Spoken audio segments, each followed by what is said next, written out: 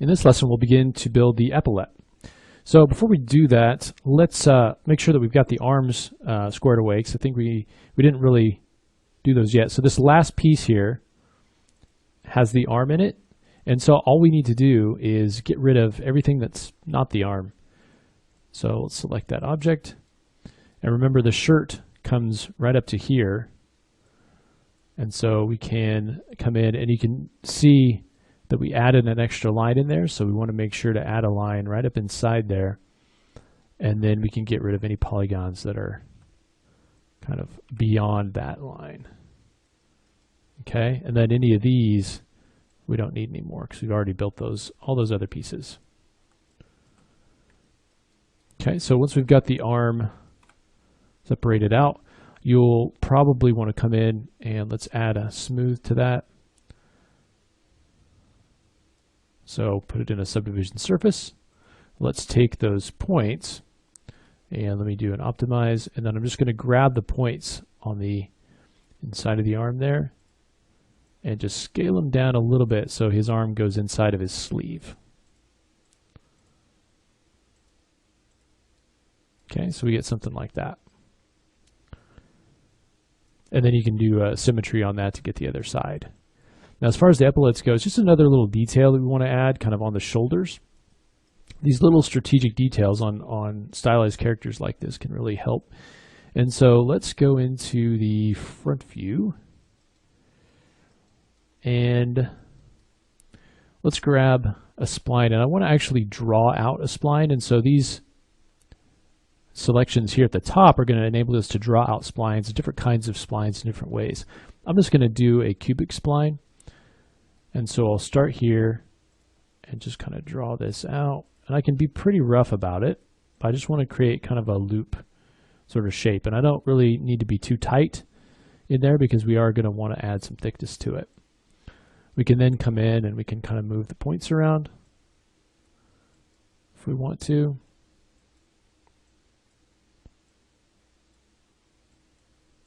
Okay, and let's kind of pull this in a little. Now I want to give this a little bit of thickness. And so one of the ways we can do this is I'm just going to right click and let's do create outline. And then I'm just going to click and drag, and you can see that it's pulling it out. Now it's very, very smooth here. And so because I know that we're going to be kind of smoothing this later, I'm going to select the spline before I do the outline. Let's go into the type, and right now it's set to cubic. Let's just set it to linear, and then let's do our outline. And so you can do it in either way, but I'm just going to pull it in like that. Okay. Now we've got our spline there. Right. So the next thing that we want to do is add a little bit of the thickness to it. So let's add an extrude, put the spline in there. Take this down a little bit. I actually want it to go the other way, so I'll kind of pull this in about -3 or so. Now that's giving us geometry. And you can see here I've got the cap set to Ngon. And so it gives us really a nice clean shape. The only problem is we've got these Ngons on the sides, but that's okay because we can very easily come in and draw those on. And so let's take this extrude, right click, and I'm going to just make it editable. So now we've got this polygon. Now if we check, I just want to grab one of these points and check, and you can see that it actually is not really connected to that cap. And so if I open this up, you can see the caps are actually separate pieces. So whenever you bake some of these generators down, just be aware that sometimes you're going to have multiple pieces, for instance, on cylinders with caps and things like that. So what we can do is we can come in here and we can just connect them all together. You can see though the points still aren't really connected. So we can come in and go to connect, drop it inside of a connect, and then make that editable. And that'll connect it all up. Now we still need to connect it with the lines, and so we can do that with our knife. Let's choose line mode, and I'm just going to come across here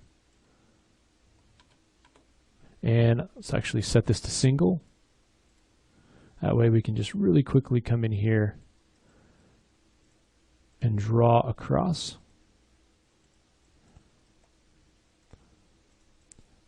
And so you could leave your splines cubic or really smooth, and then, you know, do your caps. If you're not going to be deforming it or anything, that can be a way to go. But if you want to have a little bit more of a clean piece of geometry, you can do it like this, where use the linear splines and then you can kind of use your knife to clean it up. This way, you know, it's more like a traditional polygon piece of geometry. Let's turn off the visibility here of this guy. So let me turn that off. Go back to here. Get our knife and we'll just complete this. Okay, now if we're going to be smoothing this, we want to add some edges to kind of hold the shape. So we'll add one there, there, and there. And probably back in here. And let's add a couple right in there. So now, when we take this piece of geometry, add a subdivision surface and drop it in, smooths it out, you see we get a nice clean piece of geo there. All right. Now you can see here that we actually want it to kind of come down and connect, and so we can select this. Still really low res, actually, so we can take our points and just begin to move those down until it sort of attaches there. Do the same thing right here.